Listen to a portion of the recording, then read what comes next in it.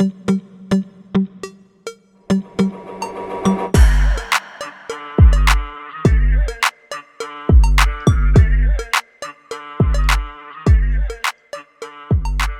वालेकुम viewers. Arduino learn with applications की 11th video में मैं आपको खुशामदीद कहता हूँ।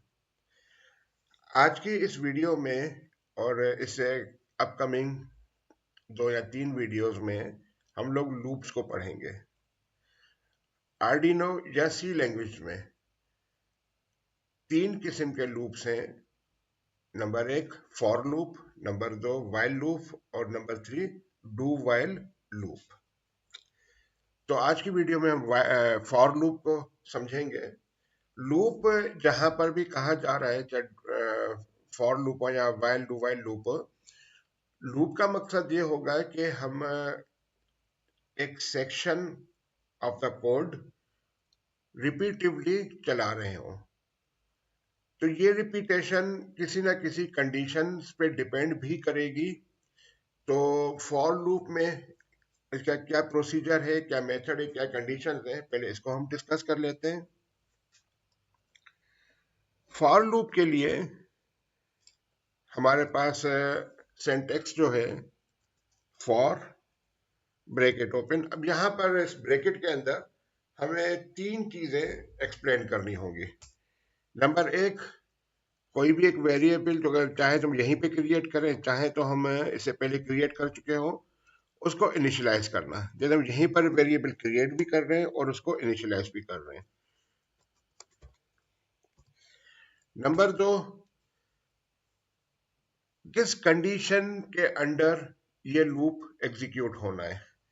तो फॉर एग्जाम्पल हमें कोई भी एक काम करना है, जो भी काम करना है, उसके लिए हम कंडीशन रख रहे हैं कि जब c की वैल्यू लेस देन 10 हो तो हमारा लूप चलेगा। और c की वैल्यू को चेंज कैसे किया जाएगा, तो हम यहां पर फॉर एग्जाम्पल c की वैल्यू 1 by 1 इंक्रीज करना चाह रहे हैं। तो उसके लिए हम c is equal to c plus 1 लिख सकते हैं कि हम 1 by 1 इंक्रीज कर रहे हैं। तो इसको सी लैंग्वेज में नॉर्मली C++ लिखा जाता है और ये इसकी इंक्रीमेंट के लिए है। तो ये 3 कंडीशंस हमें लिखनी होंगी। एक, हमने वेरिएबल डिफाइन किया। नंबर 2, कंडीशन डिफाइन की कि कब तक हमारा लूप चलना है। और सी या जो भी हमने वेरिएबल यहाँ पे रखा है उसका चेंज डिफाइन किया। हम चाहे तो ये सारी चीजें एक ही लाइन में रख सकते हैं, लेकिन टर्मिनेटर के साथ ही। जब ये हमारा चीजें कंप्लीट हो जाएंगी तो इसके बाद हम बॉडी ऑफ द लूप बनाएंगे। बॉडी ऑफ द लूप हमारा इन कर्ली ब्रैकेट्स के अंदर होगा, जो भी हमें काम परफॉर्म करना होगा। फॉर एग्जाम्पल हम सीरियली कुछ मैसेज प्रिंट कर रहे हैं, लेकिन उसके लिए पहले हमें सीरियल पोर्ट को डिफाइन करना होगा।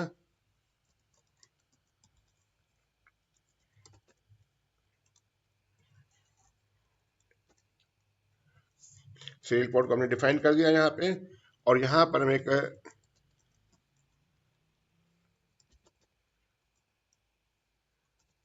एक मैसेज प्रिंट कर देते हैं।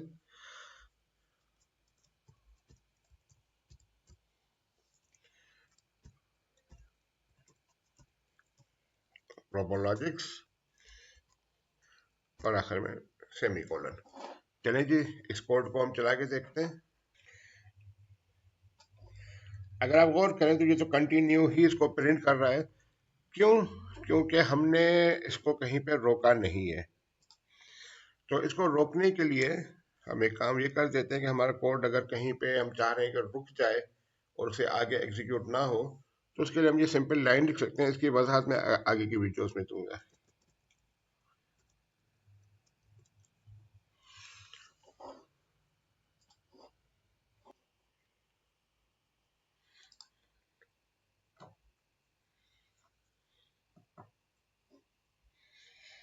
अब यहाँ पे आप देखें कि ये कितनी दफ़ा इसने प्रिंट किया, 1 2 3 4 5 6 7 8 9 10। और अगर हम कोड की तरफ चले तो कोड में हमने क्या लिखा है कि for C is equal to, इसको हम एक ही लाइन में कर दें, for C is equal to 0, C की इनिशियल वैल्यू 0 होगी, सी इज लेस देन 10 और सी प्लस प्लस। तो फर्स्ट टाइम जब ये लूप एग्जीक्यूट होगा तो उस टाइम सी की वैल्यू 0 होगी, फिर सी की वैल्यू 1 होगी। जो सी के उस वक्त तक चलाता रहेगा जब तक ये कंडीशन फॉल्स ना हो जाए। और ये कंडीशन फॉल्स कब होगी, सी इज इक्वल टू 9 तक ये कंडीशन ट्रू रहेगी, और 0 से 9 तक ये 10 टाइम्स एग्जीक्यूट हो गया लूप।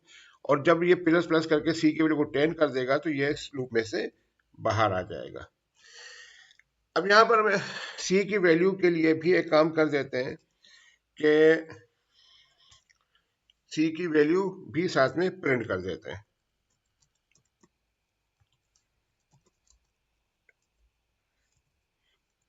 सीरियल प्रिंट और ब्रैकेट में सी, यहाँ पर आकर एक स्पेस दे देते हैं और अब इसको एग्जीक्यूट करते हैं।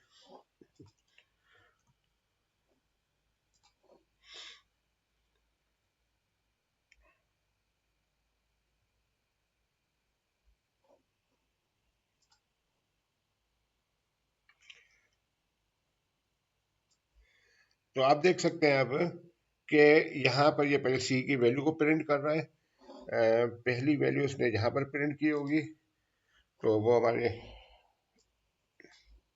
देखना चाहे ये पहली वैल्यू उसने यहाँ पे प्रिंट की, 0 रोबोलॉजिक्स। उसके बाद सेकंड लाइन आई तो ये 1 रोबोलॉजिक्स, 2 रोबोलॉजिक्स, कहाँ तक, 9th रोबोलॉजिक्स तक। ये जो लाइन हमें नज़र आ रही है, ये जब प्रोग्राम डाउनलोड कर रहा होता है तो कुछ नॉइस वाला बन जाता है जो कि इसी लाइन में प्रिंट हो जाता है। तो दैट्स वाई हमें इसको इग्नोर करना होगा। तो इस तरह से आप ये देख सकते हैं कि ये 0 से लेके 9 तक इसने करेक्टर्स को प्रिंट किया। मतलब ये लूप जो है 0 से 9 तक चला। फॉर द क्लियरिटी, अगर मैं लूप के बाहर एक सिंपल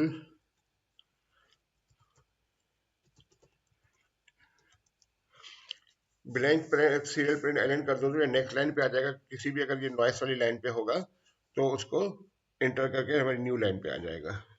अच्छा, अब हम आते हैं अपने वापस कंडीशन की तरफ। हमने यहाँ पे लेस देन हमने अप्लाई की है। अगर हम लेस देन इक्वल टू की कंडीशन अप्लाई करें तो फिर क्या होगा हमारे साथ। तो जब इसने लेस देन इक्वल टू, ये 10 तक गया है, ये 0 से लेके 10 तक गया है। क्यों, इस चीज को समझें। इनिशियल वैल्यू क्या थी, 0। इनिशियल वैल्यू क्या थी, 0। और कंडीशन क्या है, जब तक लेस देन और इक्वल टू 10 हो। तो 0 से लेकर 9 तक तो लेस देन की कंडीशन को इसने ओबे किया। और जब 10 वैल्यू हो गई तो सी इज इक्वल टू 10 की इक्वेशन को, कंडीशन को ओबे किया। लेकिन जब सी प्लस प्लस हुआ उसके बाद तो सी की वैल्यू 11 हो गई। जब 11 हो गई तो अब ये कंडीशन फॉल्स हो गई, दोनों कंडीशन लेस देन भी और इक्वल भी, इसलिए इसने लूप से स्किप कर दिया और यहाँ पे आ गया। यहाँ पर आकर प्रोग्राम हमारा रुक जाता है, आगे नहीं जाता।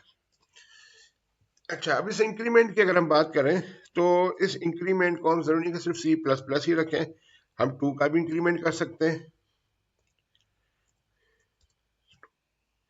सी is equal to C plus 2, मतलब हर दफा इसमें 2 का इंक्रीमेंट आए। आप देखते हैं 0 से शुरू किया, 0 प्लस 2 क्या हो जाएगा, 2, 2 प्लस 2 4, 4 प्लस 2 6 प्लस 2 8 प्लस 2 10, और उसके बाद ये रुक गया क्योंकि 10 के बाद हमारी वही कंडीशन हमारी फॉल्स हो जाएगी। अब ये कंडीशन जब जैसे 10 से बड़ा होगा, 12 होगा, कंडीशन हमारी फॉल्स होगी। तो आपने देखा कि क्या, एक इनिशियलाइजेशन, दूसरा कंडीशन और तीसरा वैल्यू में चेंज किस हिसाब से आना है। ये तीनों चीजें हमने यहाँ पे एक्सप्लेन करनी होगी। उसके बाद हम बॉडी ऑफ द लूप बनाएंगे। बॉडी ऑफ द लूप में ये जो वैल्यू, इसको हम इंडेक्स वैल्यू भी कहेंगे, जो कि हमारी लूप में बढ़ रही है। तो बॉडी ऑफ द लूप में वो उसको हम रीड भी कर सकते हैं उस वैल्यू को, और उस वैल्यू के साथ से जो भी हमें बॉडी ऑफ द लूप में काम करना है वो उतनी दफ़ा वो काम परफॉर्म होगा। अच्छा, अब इस सिलसिले में हम कुछ एग्जाम्पल्स भी करते हैं मजीद। आपको याद होगा कि हम जो हार्डवेयर यूज कर रहे हैं हमारी उसमें 8 एलईडीज लगी हुई हैं, और वो तरतीब से लगी हुई हैं। पिन नंबर 22 से लेकर ऑनवर्ड, 22, 23, 24 से लेकर ऑनवर्ड 8 पिन में लगी हुई है। तो क्या हम हर पिन को अलग अलग उसका मोड सेट करें? क्या हम फॉर लूप को यूज कर सकते हैं? तो बिल्कुल हम कर सकते हैं। तो आइए देखते हैं उसको किस तरह से इसको यूज किया जा सकता है। हम सीरियल पोर्ट को रहने देते हैं, अभी हो सकता है हमें आगे काम है। अब हम यहाँ पर एक फॉर लूप बनाते हैं। फॉर एक वेरिएबल डिफाइन कर देते हैं, एक्स इज इक्वल टू, हमें कहाँ से शुरू करना है? 22 से। For X is equal to 22। अच्छा, हम ये करने के बजाय हम ये भी कर सकते हैं कि एक्स इज इक्वल टू 0 कर दें, और एक्स इज लेस देन 8, क्योंकि ये 0 से शुरू हो रहा है, तो 0, 1, 2, 3, 4, 5, 6, 7, ये हमारा 8 टाइम्स हो जाएगा। तो हमें 8 टाइम्स ही चलाना है इसको, तो हम 8 से लेस रखेंगे, और x प्लस प्लस कंडीशन हमने, इंक्रीमेंट हमने अप्लाई कर दिया। सॉरी, यहाँ पे ये नहीं आएगा। और बॉडी ऑफ द लूप बनाते हैं, पिन मोड, और पिन जो होगी हमारी 22 प्लस 6। अब इनिशियली x की वैल्यू 0 होगी, तो 22 प्लस 0 हो जाएगा, फिर 22 प्लस 1 हो जाएगा, फिर 22 प्लस 2 हो जाएगा। तो इस तरह से सारी पिन्स रेंज में 1 बाय 1 आती जाएंगी। और उनका मोड हमने क्या रखना है?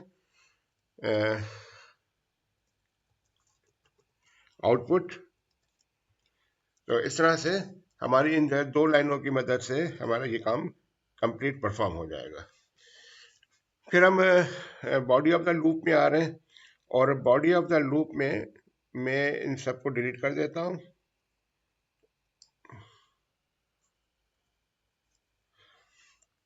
मैंने जो लूप है, जो लूप सेक्शन है या लूप फंक्शन है, उसमें मैंने सब कुछ डिलीट कर दिया। अब यहाँ पर मैं एक एक एलईडी को ऑन करना चाह रहा हूँ। तो फॉर, अगेन मैंने वेरिएबल डिफाइन किया, x is equal to 0, x is less than equal to only less than 8, and x plus plus. Body of the loop में मैं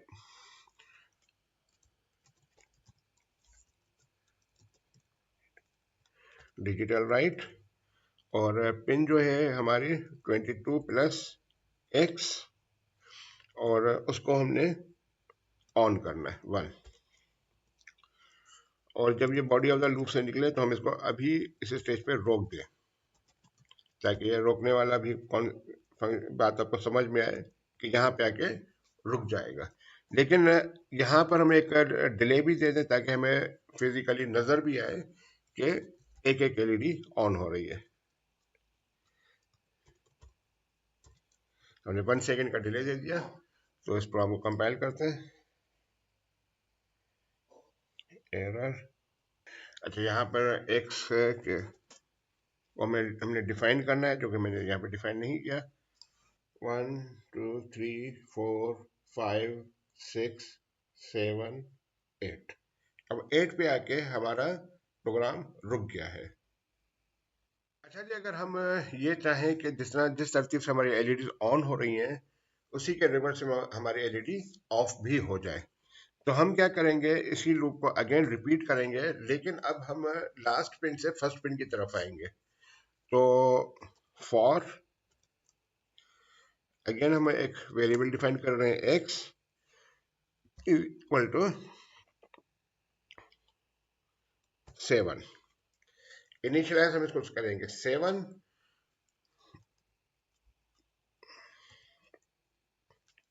और कंडीशन हम अप्लाई करेंगे कि जब तक ग्रेटर देन या इक्वल टू 0 ना हो जाए, ग्रेटर देन और इक्वल टू 0 ना हो जाए।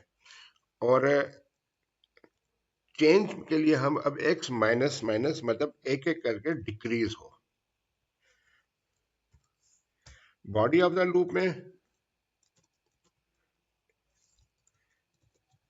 हम हर उस एलईडी को ऑफ करते जाएंगे जो कि हमारे रेंज में होगी 22 प्लस एक्स कॉमा 0, और एक हम डिले दे देंगे, लेकिन एक डिफरेंस देखने के लिए हम डिले को उसका आधा रखेंगे जो कि हमने ऊपर रखा है। तो चलिए जी हम इसको, अच्छा एक और चीज, अब हम इस प्रोग्राम को रोकेंगे नहीं। यहाँ पे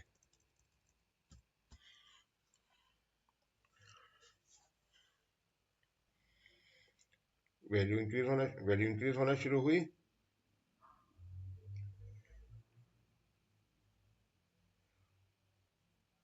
और ये वापस डिक्रीज होना शुरू हुई, और डिक्रीज देखें ज्यादा तेजी से हो रही है, वापस इंक्रीज होना शुरू, क्योंकि अब हमने इसको लूप को रोका नहीं है। अब ये लूप बार बार चलता रहे क्योंकि लूप के अंदर है, लूप फंक्शन के अंदर है।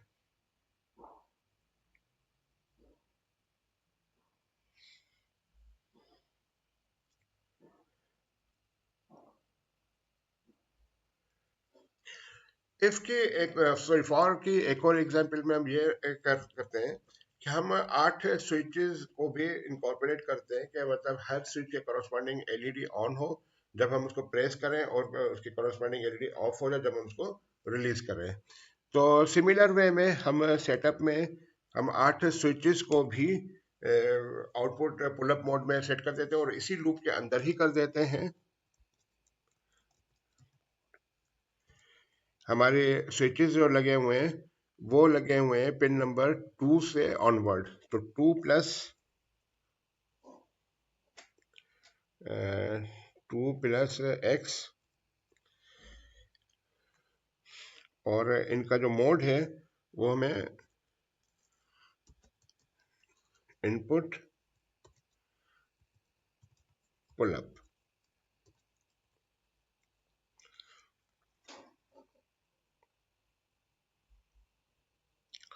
ठीक है, तो हमने इसी तरीके से, जिस तरह से हमने 8 एलईडीज को लूप के थ्रू उसका मोड सेट किया कि वो आउटपुट मोड है, इसी तरीके उसी लूप के अंदर हमने 8 स्विचेस का भी मोड सेट कर दिया जो कि इनपुट पुल अप मोड है।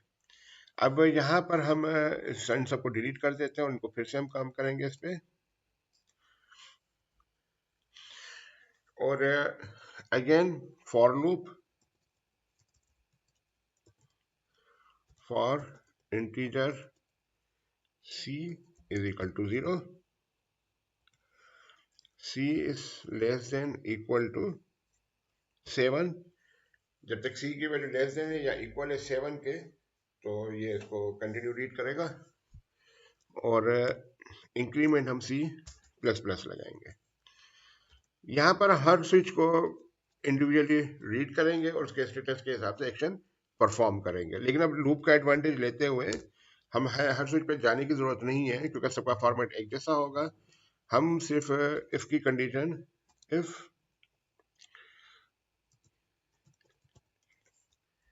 डिजिटल रीड, और स्विचेस जो हमारे लगे हुए हैं पिन नंबर 2 से लगे हुए हैं, अब यहाँ पर C है तो C+2, और उसका स्टेटस जब 0 हो। अब आपको याद होगा कि स्विच को जब हम प्रेस करते हैं तो वो 0 हो जाता है, और जब हम रिलीज करते हैं तो वो 1 हो जाता है। तो अगर 0 हो तो क्या हो जाए,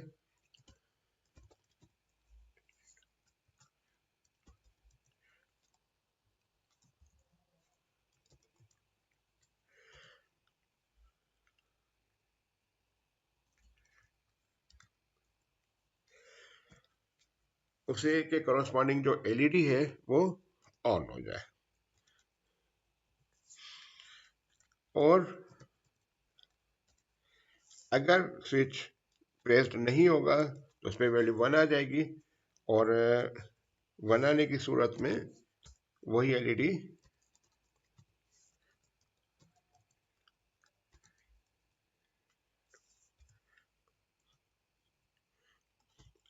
ऑफ हो जाए, एंड दैट्स ऑल। तो आप देख सकते हैं कि हमने कितने सिंपल वे में 8 दफ़ा इफ कंडीशन लगाने के बजाय एक ही दफ़ा इफ कंडीशन लगा दी और हर स्विच को स्कैन किया और उसके कॉरस्पॉन्डिंग एक्शन परफॉर्म कर दिया।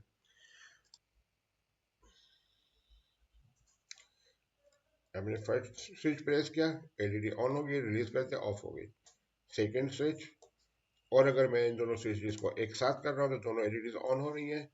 इसी तरीके से थर्ड, सेकेंड और थर्ड, सेकेंड, फर्स्ट, तीनों एक साथ किया, तीनों एलईडी ऑन हो गई। इसी तरीके से अगर मैं लास्ट को कर रहा हूँ, सेकेंड लास्ट को, थर्ड लास्ट खेलें या सिक्स खेलें, ये fifth, fourth, third, second and first. तो हर स्विच पे आपने देखा, चाहे मैं अगर कोई भी दो स्विचेस अगर प्रेस कर रहा हूँ तो उसके कॉरस्पॉन्डिंग दोनों एलईडीज ऑन हो रही हैं।